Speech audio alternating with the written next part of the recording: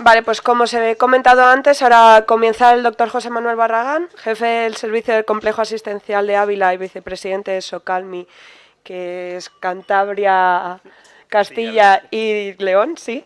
Y cuando acabe su turno haremos las preguntas para ambos médicos y haremos el descanso, ¿de acuerdo?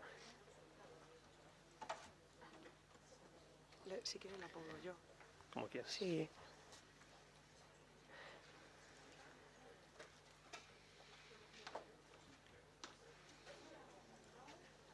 Vale, listo. Ahí hay puntero por si hace falta. Laura. Vale, vale. Buenos días, muchas gracias a Pilar, muchas gracias a la sociedad por invitarme a estar aquí con vosotros. También quiero agradecer a Laura el ascenso que me ha hecho esta mañana. Soy jefe de sección, pero bueno, me alegro por el ascenso que me has dado. Es de agradecer, vendré más a menudo. Muy bien, vamos a intentar hacer un poco más práctico la segunda parte de la ponencia después de conocer la enfermedad, y hablaremos un poco sobre el posicionamiento de la enfermedad, que bien ha definido Alicia, las interacciones farmacológicas que vamos a poder tener a lo largo de nuestra vida con los diferentes fármacos y las diferentes enfermedades que van a ir intercurriendo en nuestros momentos de la vida, y algunas reflexiones sobre la alimentación y sobre otros aspectos. Bien, como ya se ha dicho, la miastenia gravis es una enfermedad que se produce por una alteración en el funcionamiento de la placa motora, en el funcionamiento de la comunicación entre el nervio y el músculo. Es una enfermedad crónica, pero que muchas veces evoluciona a brotes o con momentos de mayor o menor afectación. Y es una enfermedad autoinmune, y algunos de los anticuerpos se conocen perfectamente y otros todavía no se conocen, estarán por conocerse. El diagnóstico, como bien nos han contado, pues suele ser un diagnóstico clínico. A veces no es del todo fácil, no es del todo claro, y se recurren a otras técnicas como la determinación de anticuerpos, el electromiograma, que ya he visto que no es muy agradable que nos lo hagan, y a veces se prueba con tratamientos cuando ninguna de estas cosas es suficiente. Pues a veces la prueba de exclusión es, pues te trato con el mestirón y si respondes, pues qué va a ser, ¿no? Pero bueno, son los casos más raros. La clasificación y el pronóstico de la enfermedad va a depender fundamentalmente de las manifestaciones clínicas, del tipo de anticuerpos que tiene, de la presentación, si es joven o es adulto, y de la presencia o no de timoma. Esto nos va a marcar un poco cuál va a ser la evolución y el pronóstico de la enfermedad. Y también, como enfermedad autoinmune que es, se suele asociar a otras enfermedades autoinmunes, principalmente relacionadas con el tiroides, aunque también se puede asociar a lupus, a ELAs y a otras neuropatías. Como decíamos, la miastenia gravis es una enfermedad que evoluciona a brotes o que evoluciona con oscilaciones dentro de sus manifestaciones, y básicamente estas oscilaciones van a depender de dos elementos fundamentalmente, unos relacionados con el tratamiento y otros relacionados con las situaciones clínicas intercurrentes. Relacionados con el tratamiento, ¿qué puede suceder? Pues que ese tratamiento no sea eficaz o no sea suficientemente adecuado, o que no esté a las dosis adecuadas. Y respecto a las situaciones clínicas, ¿qué nos va a suceder? Pues fundamentalmente los desencadenantes de infecciones, embarazos, intervenciones, fiebre o la interferencia de otros tratamientos. Vale, básicamente la ponencia que vamos a hacer va a ser cómo interfieren el resto de los tratamientos en nuestra enfermedad. Me llamó la atención cuando estaba revisando el tema de la miastenia que los nórdicos, concretamente los noruegos, tienen unas bases poblacionales donde tienen prácticamente registrado todo lo que le pasa a sus ciudadanos, y dentro de lo que le pasa tienen pues las manifestaciones de sus enfermedades. Pues en este estudio publicado hace 3 años, bueno, hace 4 ya, en la revista europea de neurología, intentaron ver qué le pasaba a sus pacientes de miastenia gravis desde el 2004 al 2010. Y por resumiros lo que era, 830 pacientes, y analizaron durante ese periodo de tiempo más de 87.500 tratamientos que habían ido teniendo todos los pacientes. y aparte de algunas conclusiones que sacaron, como que, por ejemplo, dentro de los tratamientos más utilizados estaban las hormonas, sobre todo las hormonas sexuales y la insulina, y las hormonas sexuales entendiendo con los anticonceptivos, y los antineoplásicos e inmunomoduladores, tan solo, fijaros, de 830 pacientes, solo 19 estaban con Mestinon. El resto tenían alguna otra medicación asociada dentro de su vida y de su actividad normal. Y por resumir qué pasaba en los pacientes que tenían miastenia gravis y en los pacientes que no tenían miastenia gravis con otro grupo poblacional, pues vieron que la insulina era 3 veces más frecuente utilizar los pacientes con miastenia que pacientes sin miastenia. Bueno, si tenemos en cuenta que los pacientes con miastenia, gran parte de ellos están con corticoides y los corticoides favorecen que suba el azúcar, pues se entiende que se puede utilizar más la insulina que en los que no lo tienen. El doble de pacientes tenían hormona tiroidea como tratamiento. Si hemos atendido a lo que hemos dicho antes, lo que nos ha comentado Alicia, el tiroides es una de las patologías que más frecuentemente se asocia a la miastenia, con lo cual la deficiencia del funcionamiento tiroideo también justificaría que tendríamos más medicamentos tiroideos, de hormona tiroidea. Los antipilépticos, 1 de cada 3 o 1 de cada 5 pacientes también tenía con medicación para trastornos psiquiátricos, los calcio antagonistas y los hipolipemiantes, como cualquier otra persona que va creciendo, va haciéndose mayor y va necesitando medicación para su tensión y para su colesterol. Vale, pues intentando entender cómo nos puede interferir los medicamentos que tomamos aparte de lo que tomamos para controlar nuestra enfermedad, nuestra miastenia, es que tenemos que tener en cuenta el protagonista fundamental de nuestra enfermedad. ¿Cuál es el protagonista fundamental? La placa motora, es decir, la comunicación que hay entre el nervio y el músculo para que el músculo, cuando nosotros queramos, se empiece a mover.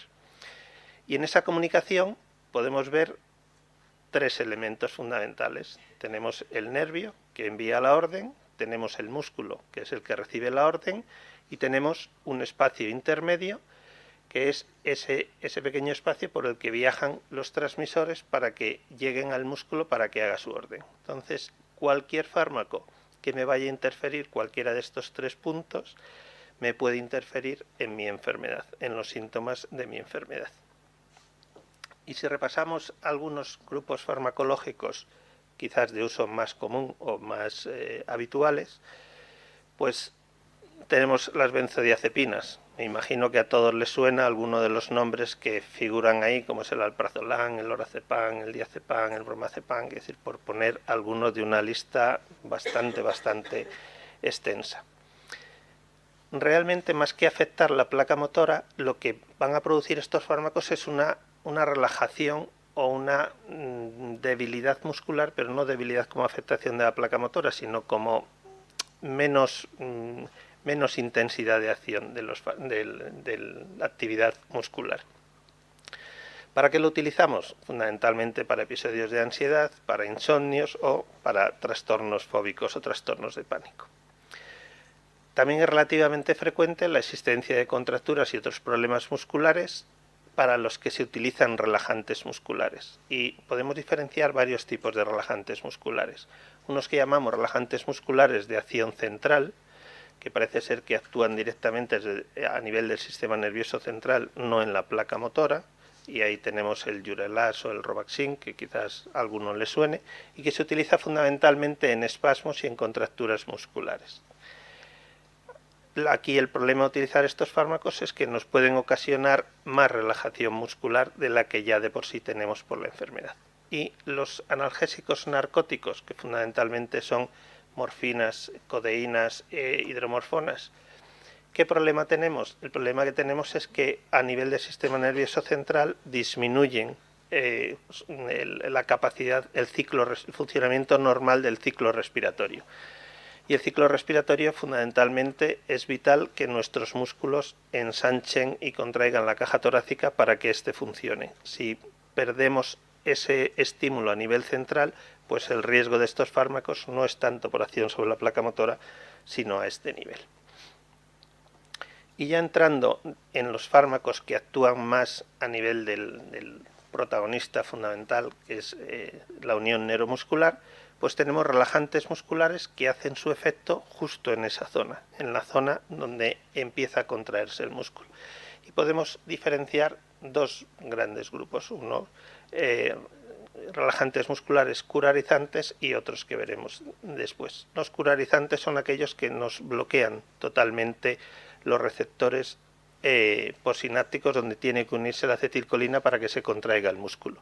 Cuando utilizamos esto, lo utilizamos para bloqueos musculares en situaciones de anestesia o de intubación. Es decir, el anestesiar a una persona no es dormirla. Nosotros cuando estamos dormidos, si ustedes se fijan en su pareja o ven las películas, la gente se mueve. Entonces, cuando uno está operándole o está haciendo una intervención, no se puede mover, si no, probablemente no vaya bien. Entonces, aparte de dormirle, necesitamos paralizarle. Y para paralizarle necesitamos utilizar estos fármacos que lo que hacen es bloquear totalmente la acción sobre el músculo periférico. Y otros bloqueantes musculares son la toxina botulínica, que se ha hecho muy famosa por cuestiones estéticas y que básicamente se emplea en espasmos musculares y en tortícolis y en otros problemas como la deshidrosis severa y los problemas de hiperactividad vesicales. ¿Qué pasa con la toxina botulínica? La toxina botulínica lo que hace es bloquear la liberación de la acetilcolina, ese pequeño detalle que hace imprescindible para que el músculo se mueva. Con lo cual, si yo bloqueo la liberación de acetilcolina, lo que estoy provocando es una paralización del músculo porque no tiene el estímulo necesario para que se contraiga, con lo cual produzco una parálisis flácida de mi musculatura. Eso que suceda a nivel local es bueno y para eso lo utilizamos y disminuyen las tortícolis y demás, y eso provocado a nivel generalizado pues produce sus daños. Hay otro grupo de fármacos que también actúan sobre el mismo receptor donde actúa la acetilcolina, es decir, llamamos fármacos anticolinérgicos. ¿Qué nos importa o cuál es el beneficio de estos fármacos? Que disminuimos la acción de la acetilcolina. Eso es bueno en algunas circunstancias y eso no es bueno en nuestro caso, en nuestra enfermedad, porque nos disminuye las posibilidades de acción de mi acetilcolina que me hace falta para moverse. Y ¿cuándo utilizamos esos fármacos? Pues si se dan cuenta son fármacos de uso muy frecuente. Los utilizamos para trastornos neurológicos como el Parkinson. Habitualmente no son fármacos de primera elección ni son fármacos generalmente son asociados a otros tratamientos para el Parkinson a nivel digestivo, a nivel urinario y a nivel inhalados. Los antiparkinsonianos fundamentalmente se utilizan en Parkinson o situaciones similares a Parkinson provocadas por otros fármacos que me impiden la movilidad o para trastornos extrapiramidales provocados como efecto secundario de algún fármaco. A nivel digestivo, ¿qué sucede? A veces se producen contracciones del tubo digestivo muy intensas que me van a provocar dolor y a mí me interesa frenar esas contracciones. ¿Cómo lo freno?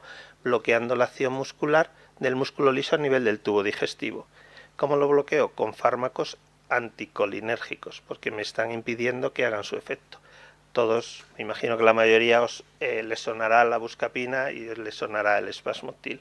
Entonces son fármacos que tienen su utilidad en estas situaciones, pero que en un momento dado y en nuestras circunstancias me puede empeorar mi situación clínica inicial. A nivel urinario igualmente tenemos nuestra vejiga, no deja de ser un músculo con unas características especiales, pero es un músculo en redondo. Y ese músculo en redondo se puede contraer, puede producir dolor, puede producirme una urgencia miccional, y para aliviar o para mejorar estas circunstancias utilizo fármacos que me dificultan la transmisión neuromuscular. Y ahí tenemos la solifenacina, la oxibutilina, etcétera. Me viene bien para tratar la urgencia miccional, para tratar los espasmos vesicales, me vienen mal para la miastenia. Y otro grupo de fármacos son los que utilizan los pacientes que tienen EPOC o los pacientes que tienen una hiperreactividad bronquial. Sus bronquios se cierran y yo básicamente puedo utilizar dos tipos de fármacos. Uno que hace que me los abra y otro que me impida que se cierre. Uno que hace que se abra, utilizo los beta-2 agonistas, el Ventolin famoso que igual les suena a ustedes, y uno que impide que se cierra, bloqueo el sistema muscular colinérgico.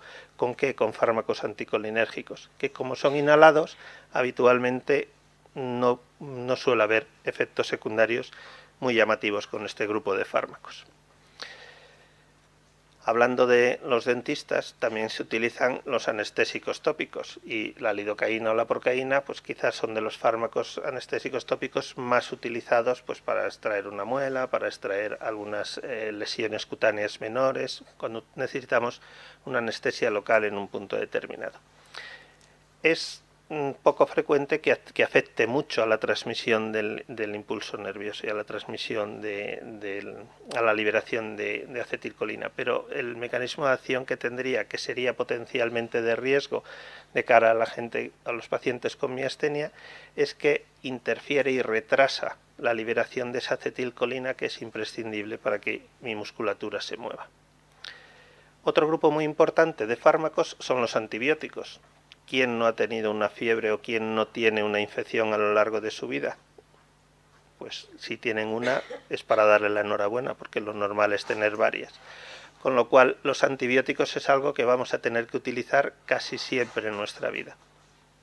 Y tenemos que tener en cuenta que hay fundamentalmente 3 grupos de antibióticos que deberíamos de o no utilizar o utilizar con mucha precaución, que son los aminoglucósidos, los macrólidos y las quinolonas fundamentalmente. El resto de los tratamientos se han descrito casos de empeoramientos de miastenia, pero no es algo tan habitual como con estos grupos farmacológicos. ¿Cómo van a actuar los aminoglucósidos? Pues algunos, como la tobramicina, lo que va a hacer es impedir la liberación de acetilcolina, y otros, como la netilmicina, lo que va a hacer es no dejar que la acetilcolina actúe sobre los receptores de la musculatura. Tanto unos como otros deberían de evitarse porque lo que hacen es empeorar mi funcionamiento. En cuanto a los macrólidos, como es la eritromicina o la acitromicina, que son los más habituales, también nos pueden dar problemas a la hora de la transmisión neuromuscular. Quizás el que más problema ha dado es el último que ha llegado. Todos estos estaban comercializados desde hace mucho tiempo, y el último que ha llegado, que es la telitromicina, ha sido el que más problemas ha dado dentro del grupo farmacológico que es. Entonces deberían de o no utilizarse o utilizarse en sitios de hospitalización o sitios donde puedan estar vigilados por la posibilidad de los efectos secundarios. Y sobre el resto de fármacos, pues ya le digo que si uno va revisando la literatura, pues siempre hay casos descritos de pacientes con miastenia que han empeorado su situación y que luego han mejorado al retirar el fármaco. Igualmente con los fármacos cardiovasculares, que nos controlan nuestra tensión y nos controlan nuestro riego sanguíneo, pues también se han visto interferencias fundamentalmente por la dificultad para la liberación de la acetilcolina.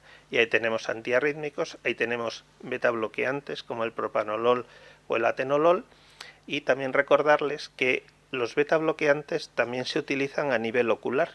Hay gotas oculares que lo que tienen es timolol, que se utiliza para el glaucoma y para bajar la tensión ocular, pero que también es un beta bloqueante y que deben de tenerlo presente si en algún momento necesitan utilizarlo. Aparte del control del riesgo cardiovascular en cuanto a control de tensión arterial o control de arritmias cardíacas, también tenemos otro grupo de fármacos que nos han sido muy beneficiosos en nuestra vida, que es prevenir los ictus, o prevenir las embolias, o prevenir las trombosis. Y dentro de ese grupo, un fármaco que actualmente se utiliza muy poco, pero que se utilizó en su momento, era el dipiridamol.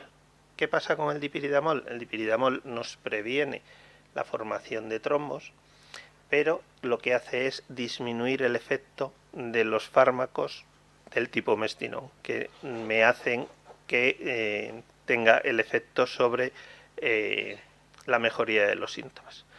Los antiepilépticos, como tenemos la fenitoína, la carbamazepina o la tosusimida, que es menos utilizado, también nos actúan ahí sobre la placa motora, dificultando esa transmisión entre la liberación de acetilcolina y los receptores de acetilcolina.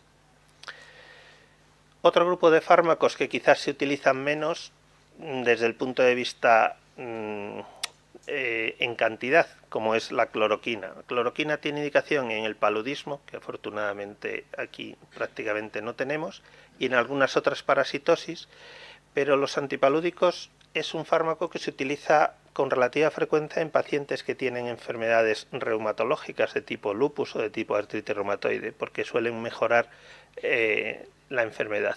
Entonces, en los pacientes que tienen miastenia gravis deberíamos de evitar el uso de cloroquina, porque lo que hace es impedir la acción a nivel posináptico, a nivel de los receptores en ellos.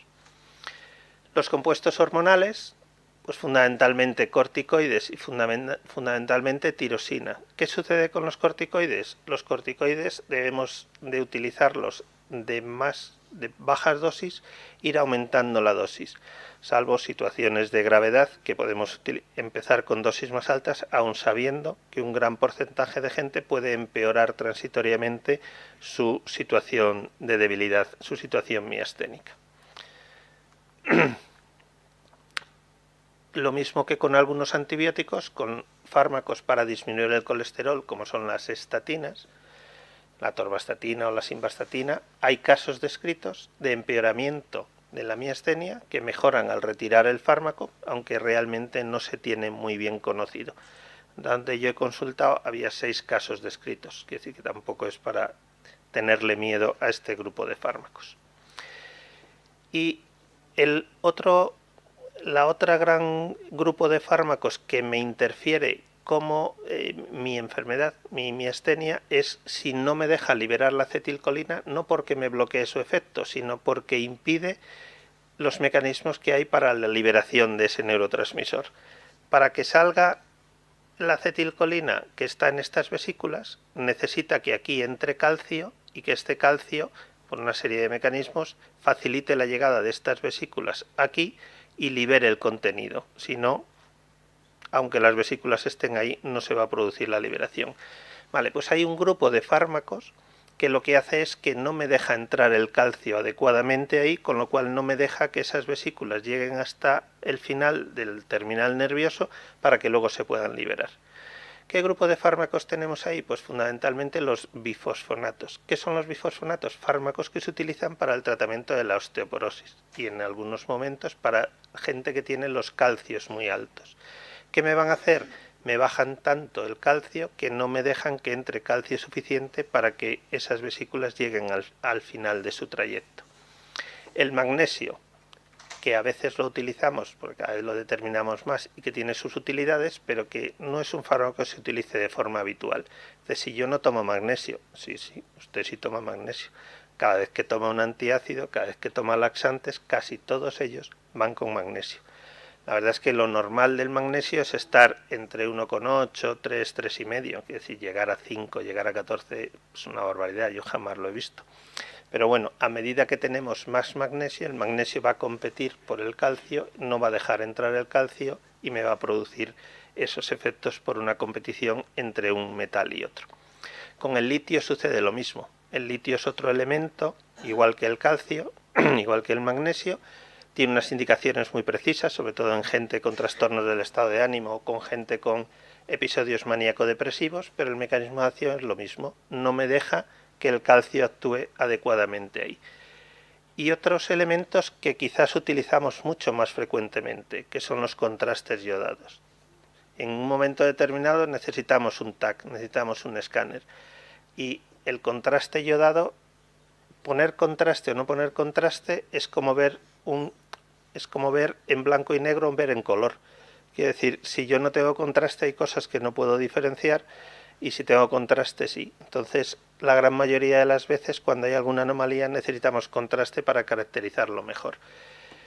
El hecho de poner contraste en la población no miasténica ya tiene un riesgo de reacción por la propia composición del yodo, que es el elemento, el ion fundamental que va, pero aproximadamente es de un 0,2, un 0,3 por 1000 o por 10.000.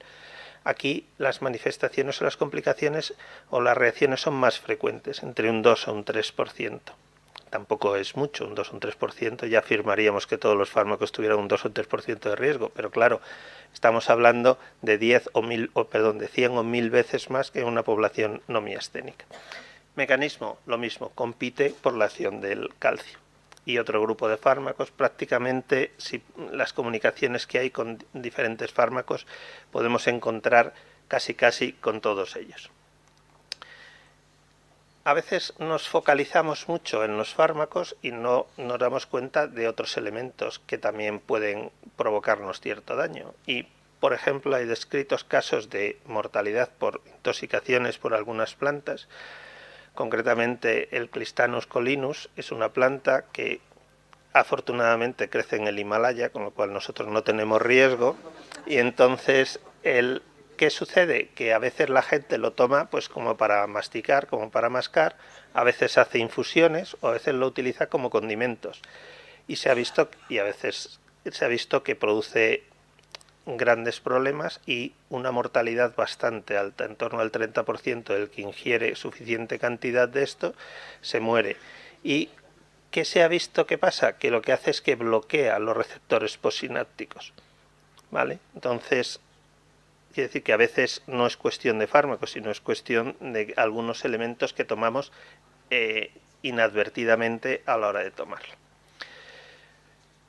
Afortunadamente, con los medios que disponemos hoy día y las posibilidades de comunicación, las asociaciones de pacientes y demás, pues es mucho más fácil la comunicación. Y se han creado multitud de páginas que podemos dividirla en casi 3 grandes grupos o 2 grandes grupos. Una que digamos que son páginas para profesionales, donde la información es más detallada, explicando en términos quizás más científicos, y páginas para asociación de pacientes o páginas para todo el mundo, digamos, de tal forma que se puede consultar, pues este medicamento es peligroso, este no, está contraindicado, este tal.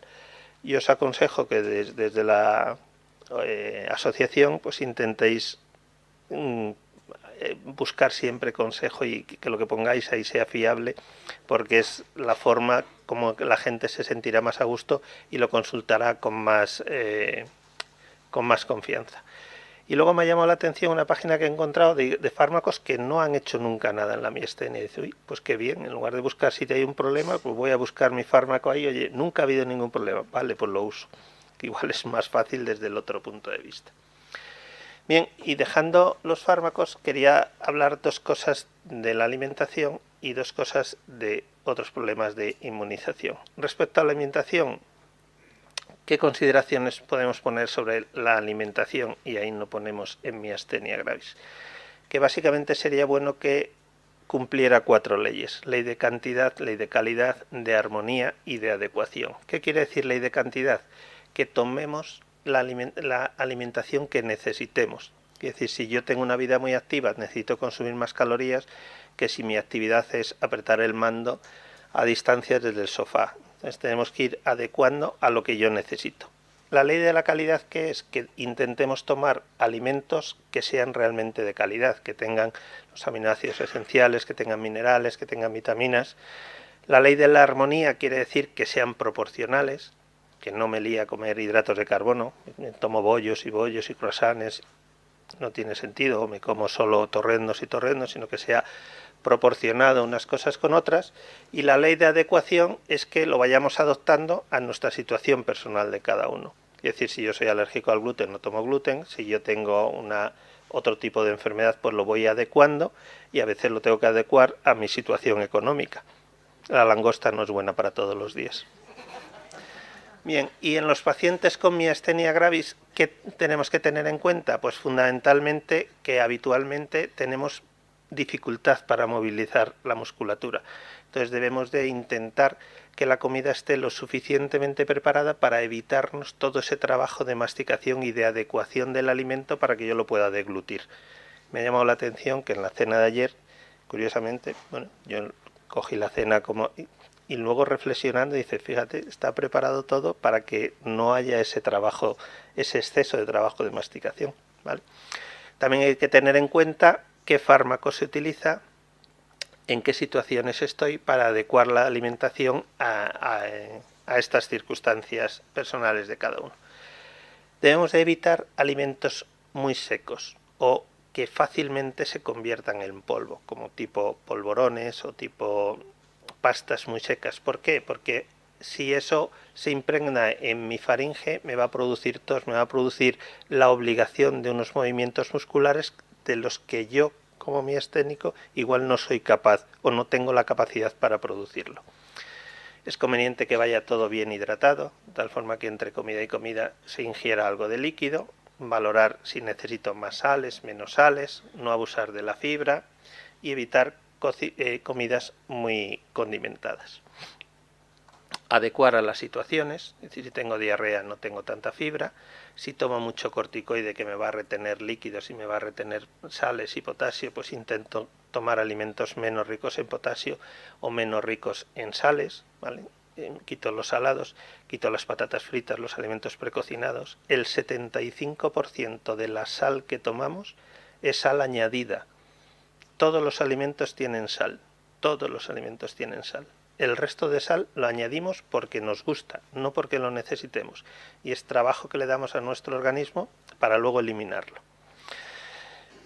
Debemos de tomar los jugos y las frutas con moderación, y una cosa que sí es importante es evitar bebidas carbonatadas, o mejor dicho, bebidas con quinina, que lo suele publicitar, y es obligatorio publicitarlo, pero por ejemplo la tónica, por ejemplo el bitter, los vinos aquinados tienen quinina, y ese sí me bloquea, me dificulta la transmisión neuromuscular.